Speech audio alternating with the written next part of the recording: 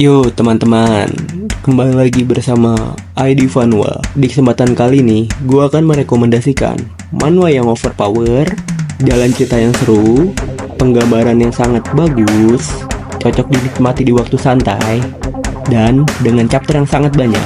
Yuk, kita langsung saja kita bahas. Yuk, yang pertama ada The Dark Magician Transmigrate After 66.666 years atau 66.666 tahun dengan 121 chapter. Yuk, kita langsung saja kita bahas. Manhwa ini bercerita tentang seorang penyihir dari dunia manusia yang menentang kehendak 12 dewa yang bernama Diablo Volker. Ia menentang kehendak 12 dewa dan mengalami kekalahan. Kemudian, ia disegel oleh 12 kedewa tersebut. Setelah 6.666 tahun, ia berinkarnasi menjadi seorang anak kecil bernama Jimmy Walter. Setelah ia beranjak umur 10 tahun, ia mulai mempelajari mana dan ia berhasil membangkitkan kembali magic yang ia punya dulu, yaitu Black Magic. Setelah berhasil membangkitkan Black Magic, ia mencari informasi mengenai 12 dewa dan informasi di dunia sekarang. Ia mulai mengumpulkan kekuatan dari dunia bawah maupun buku-buku perpustakaan yang ia baca. Ia mendapatkan informasi bahwa 12 dewa tersebut sedang mengalami konflik, dan ia menemukan sebuah fakta menarik bahwa di dunia sekarang ada beberapa manusia yang telah mencapai art magic atau penyihir bintang 9 seperti dirinya dulu.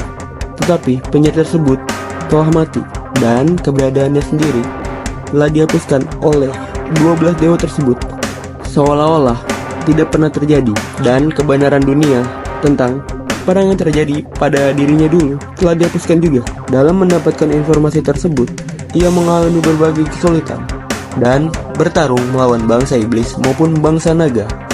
Walaupun melalui itu semua, ia bertekad untuk mengalahkan 12 kedewa di masa mendatang. Yang kedua ada Return of the Moon Huasek dengan 127 chapter. Yuk, mari kita bahas tuntas. Manhwa ini bercerita tentang kejatuhan sekte Manhwa setelah peperangan antara faksi aliansi Murim melawan sekte iblis. Sang Senplum Lusum, Chunmyung, merasa tidak berdaya dan merasa kesal atas kematian teman-temannya. Di satu sisi, ia gagal menebas kepala Lord Sekte Iblis. Setelah percobaan yang kedua, ia akhirnya berhasil menebas kepala Lord Sekte Iblis. Setelah berhasil menebas kepala Lord Sekte Iblis, ia mati kehabisan darah di atas tumpukan mayat. Setelah 100 tahun berlalu, ia berinkarnasi menjadi bocah kecil dari Sekte Pengemis yang kemudian ia merasa bingung akan perubahannya. Setelah bertanya atau mencari informasi kepada sama anak kecil Sekte Pengemis, ia bertanya informasi tentang Sekte Manhwa. Setelah mendapatkan informasi tentang Sekte Manhwa, ia merasa kaget akan perubahan Sekte Manhwa yang telah runtuh. Walaupun dibilang runtuh, Sekte Manhwa sendiri masih ada. Bisa dibilang sektenya sungguh mengenaskan karena banyak pusaka-pusaka dan harta warisan yang telah hilang. Setelah meminta izin kepada ketua sekte untuk masuk menjadi murid Manhwa, ia mulai menguasai murid-murid, dan ia juga bertekad akan merubah tatanan seni bela diri sekte Manhwa dan kembali membangkitkan seni bela diri Manhwa, yaitu bunga plum yang telah hilang. Yang ketiga ada I Obtain a Mythic Item dengan 107 chapter. Yuk, mari kita bahas. Manhwa ini bercerita tentang kemunculan pohon Yggdrasil, yaitu pohon bangsa dewa di bumi. Setelah kemunculan pohon Yggdrasil di bumi, para dewa memerintahkan untuk melakukan invasi ke bumi. Setelah perintah tersebut, para monster telah bermunculan dari berbagai gen. Manusia diambang keputusasaan dan kepunahan. Tiba-tiba muncullah seorang First Awaken yang mengalahkan monster-monster tersebut. ia mengalahkan monster-monster tersebut tanpa ampun. Setelah manusia diberi harapan tersebut, tiba-tiba ia menghilang. Setelah ia menghilang, muncullah sebuah sistem yang diberikan oleh dewa sebagai alat perlindungan diri untuk melawan dewa dan melawan monster-monster tersebut. Serta mulai munculnya banyak awaken dari umat manusia. Singkat cerita, manhwa ini menceritakan seorang manusia bernama Jaehyun yang seorang awaken warrior. Ia berlatih keras menggunakan pedang. Kemudian ia melakukan raid Dongyeon bersama timnya. Di dalam Dongyeon tersebut, ia mengalami pertempuran hidup dan mati. Setelah mengalahkan monster-monster tersebut, ia menemukan sebuah double Dongyeon atau treasure gate.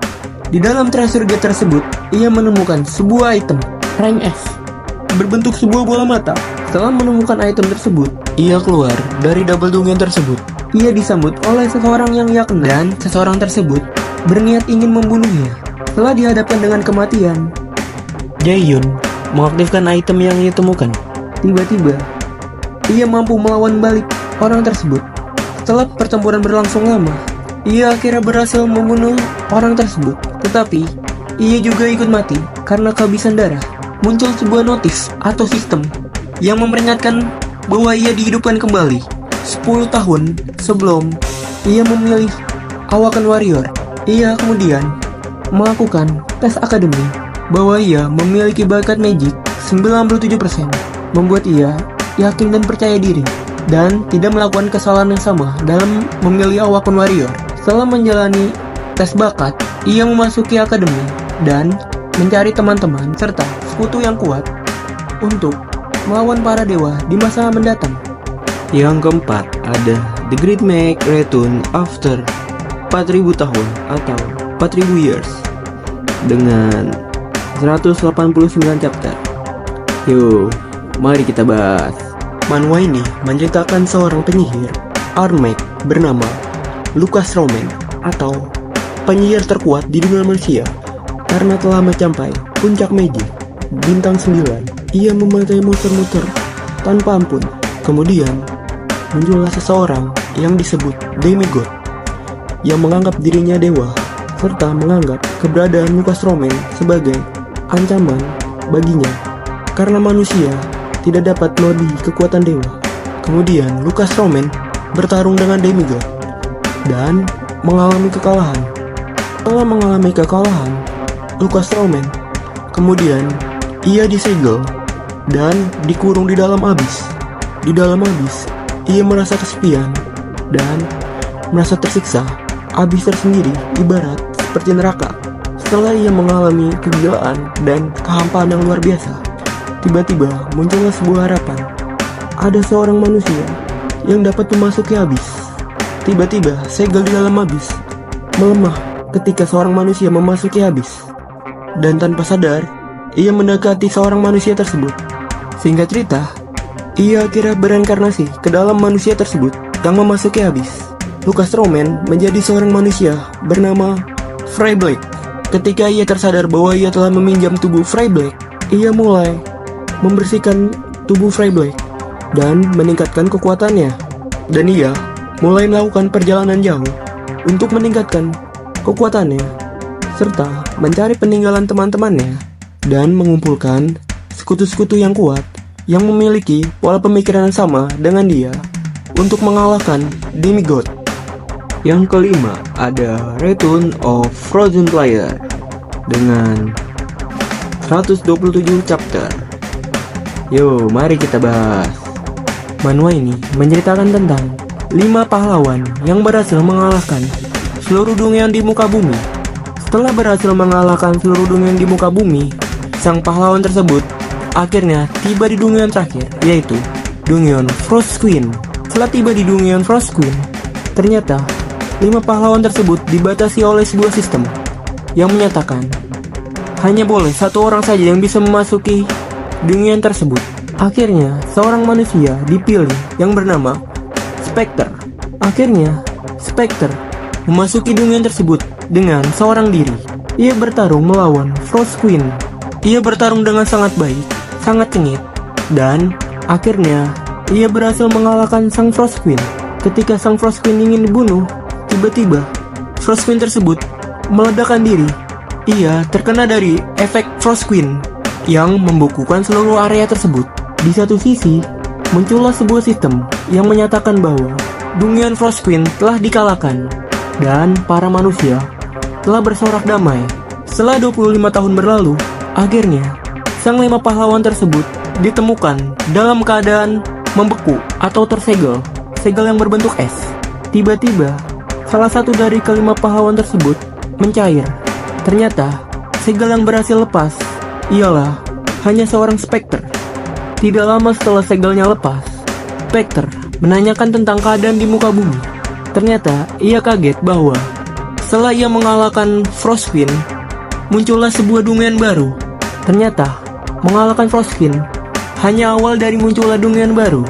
Singkat cerita, Spectre mengganti identitasnya menjadi nama pribadinya, yaitu Seo Junho, untuk memasuki sebuah player baru.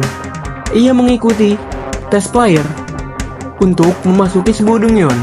Ia memasuki sebuah dungeon untuk memulihkan kembali kekuatan lamanya, serta untuk membebaskan teman-temannya yang disegel, dan membantu umat manusia membasmi seluruh dungeon yang ada.